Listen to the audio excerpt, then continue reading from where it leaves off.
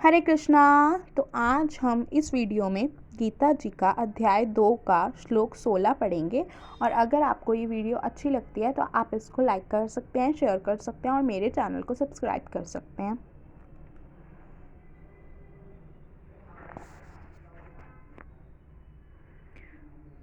तत्वदर्शियों ने यह निष्कर्ष निकाला है कि असत भौतिक शरीर का तो कोई चिरस्थायित्व नहीं है, किंतु सत आत्मा अपरिवर्तित रहता है। उन्होंने इन दोनों की प्रकृति के अध्ययन द्वारा यह निष्कर्ष निकाला।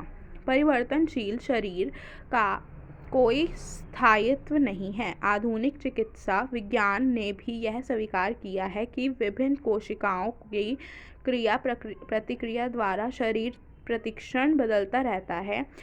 इस प्रकार शरीर में वृद्धि तथा वृद्धावस्था आती रहती है, किंतु शरीर तथा मन में निरंतर परिवर्तन होने पर भी आत्मा स्थायी रहता है। यदि यही पदार्थ तथा आत्मा का अंतर है। संभावत शरीर नित्य परिवर्तनशील है और आत्मा शाश्वत है। तत्वदर्शियों ने, चाहे वे निर्विशेषवादी हों या सगुणवादी, इस निष्कर्ष की स्थापना की है। विष्णु पुराण में कहा गया है कि विष्णु तथा उनके धाम स्वयं प्रकाश से प्रकाशित हैं।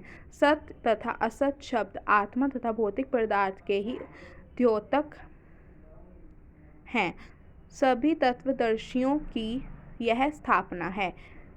यही से भगवान द्वारा अज्ञान से मोहग्रस्त जीवों की उपदेश देने का शुभारंभ होता है। अज्ञान को हटाने के लिए आराधक और आराध्य के बीच पुनः शाश्वत संबंध स्थापित करना होता है और फिर अंश रूप जीवों तथा श्री भगवान के अंतर को समझना होता है।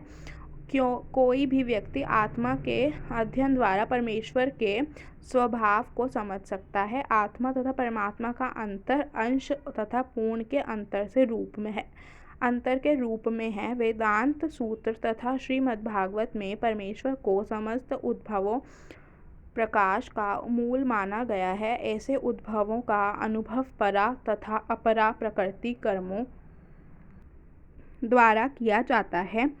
जीव का संबंध परा प्रकृति से है, जैसा कि 7वें अध्याय में स्पष्ट होगा।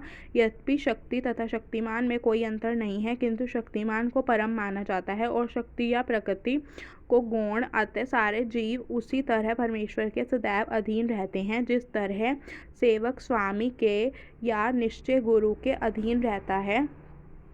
अज्ञान अवस्था में ऐसे स्पष्ट ज्ञान को समझ पाना असंभव है। अतः ऐसे अज्ञान को दूर करने के लिए सदा सर्वदा के लिए जीवों को प्रबुद्ध करने हेतु भगवान भगवद गीता का उपदेश देते हैं। धन्यवाद।